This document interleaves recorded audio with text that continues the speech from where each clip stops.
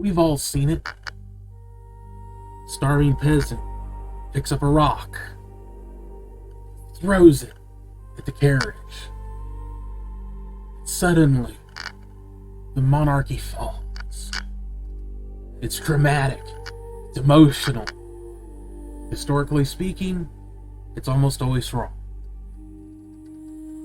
If you're a writer, the people are a great motivation. The people. It's very evocative. But the people are almost never the mechanism by which a revolution starts. If you want to write a revolution that feels terrifyingly real, you have to stop looking at the mobs and start looking at the spreadsheets. Today, we're going to be taking a look at how governments actually fall and how you can use realism to enhance your world.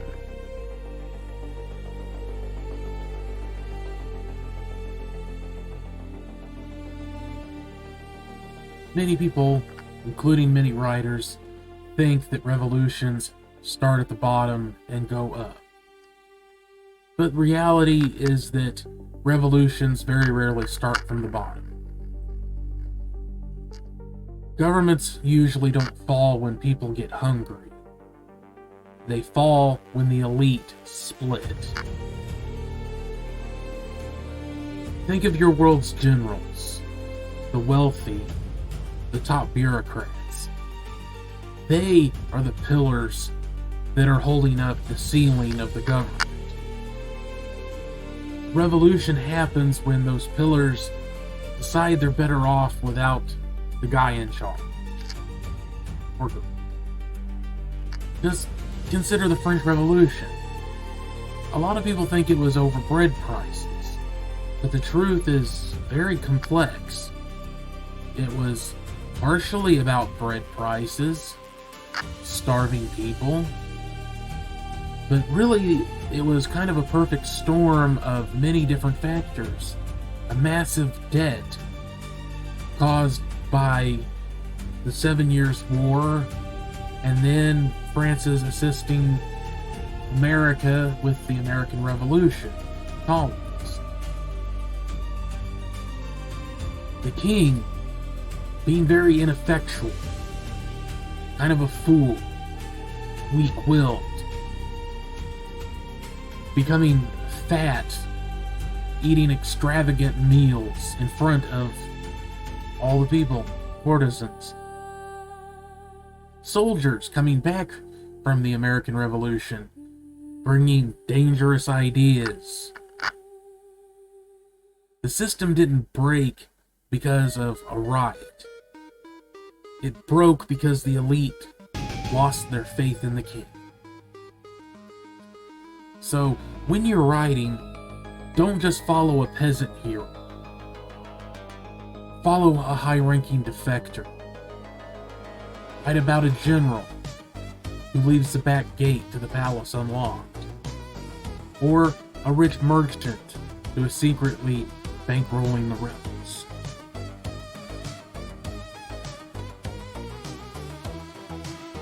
The government is only as strong as its ability to pay the people holding the guns.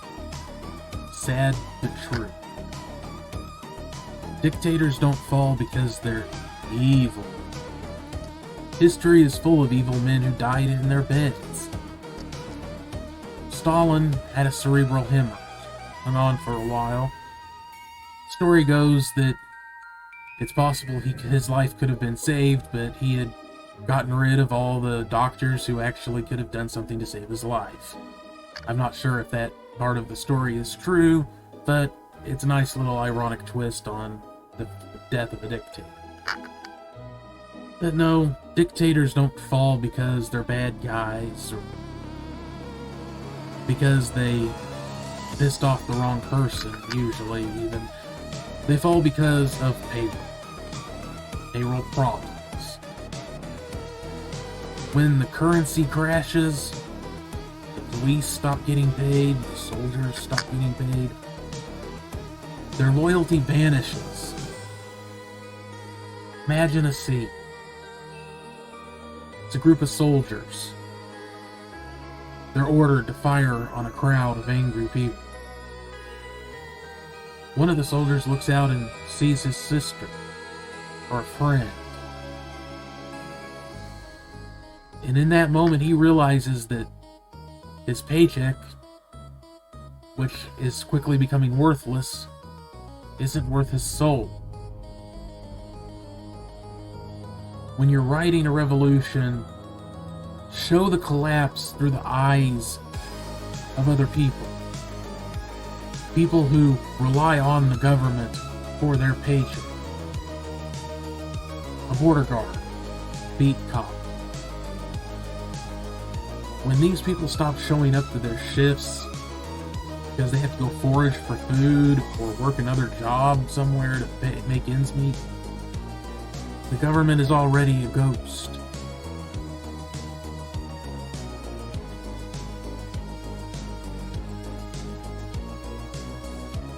Do you know why revolutions often seem like they just happen overnight? It's because of a concept called pluralistic ignorance.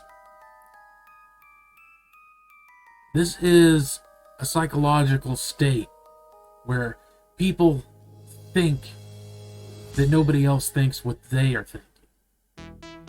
In this case, practically everybody is thinking that they hate this regime, but they're afraid. Or they simply think that they're the only one having that thought. Then we come to the concept of the first penguin. The idea is born of the concept of the first penguin is the one that jumps into the water that could be full of predators, while the rest of the penguins wait and see what happens. Basically, it's a metaphor for bravery. But in the concept of a revolution, the first penguin is the person that gets so angry, so fed up, that they're the first person that does something. Everyone is wearing this mask of loyalty because they're afraid of the military, the secret police, whatever it is.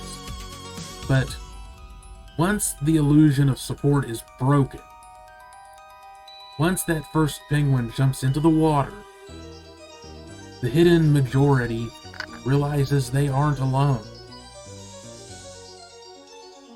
You can represent this in your writing by using signals, codes, colored armbands, feather in the cap of a certain color. Many ways that revolutions form is a simmering underneath thing. When they really kick off is when the underneath things boil up to the surface and everybody becomes aware of what they are, and that there's a hell of a lot more people that are thinking the same things than they thought.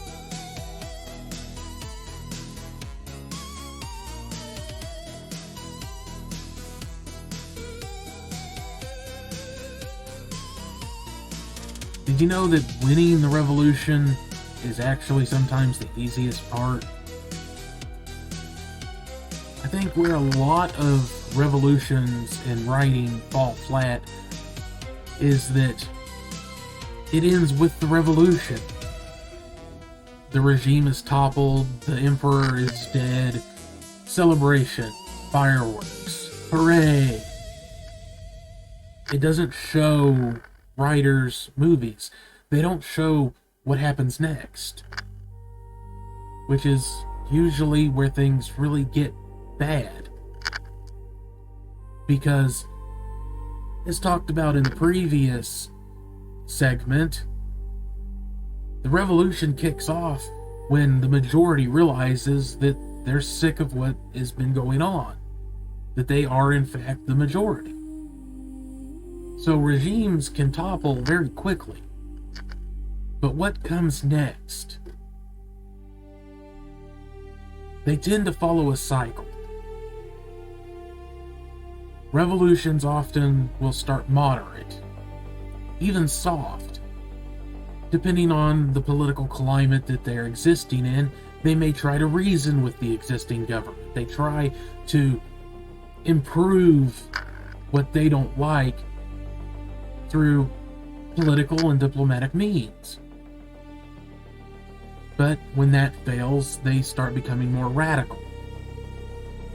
They start looking to violence, strong-arm tactics to get what they want. This is where you get your violent revolutions. That tipping point where the people and the elite, all the power players, kind of come to the same conclusion. They don't like the way that things are being run. They're going to change it. Then, of course, you end up with the problem that, again, using the French Revolution as an example, the ruling majority, the nobility, the rich, themselves became a symbol of everything that the people hated. So even the ones who were against the king wanted to see a change of power. Once the ball was rolling, you couldn't stop it. Heads started to roll. The guillotine. And then it keeps going. It just keeps going. And it keeps getting worse. And your supposedly unified rebellion starts to fracture. Parties, factions start to form. People who may have been friends, lifelong friends, family, they split. And eventually, everyone is so broken and so exhausted by what has been happening that some kind of a strong man character, figure, comes in and restores order. And I do not mean this merely in the fictional sense. Napoleon did not seize power from a king. He seized power after the chaos of the French Revolution, because nobody was really in charge. He had the will, the military backing, and the ambition to take control. You can look to No Germany. Horrific economy led to a man with a silly mustache coming along and saying that he could fix everything. People believed him because he had a good spiel. This is how regimes are toppled and dictators come into power. So, if you want to add that little bit of extra realism when you're writing a revolution, don't end when the king is assassinated, when the ruling elite are removed from power. In the story 3 months later, in a room where the leaders of the rebellion are all arguing, people who may have been friends now see each other as enemies.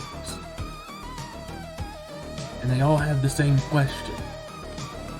Who is in charge now?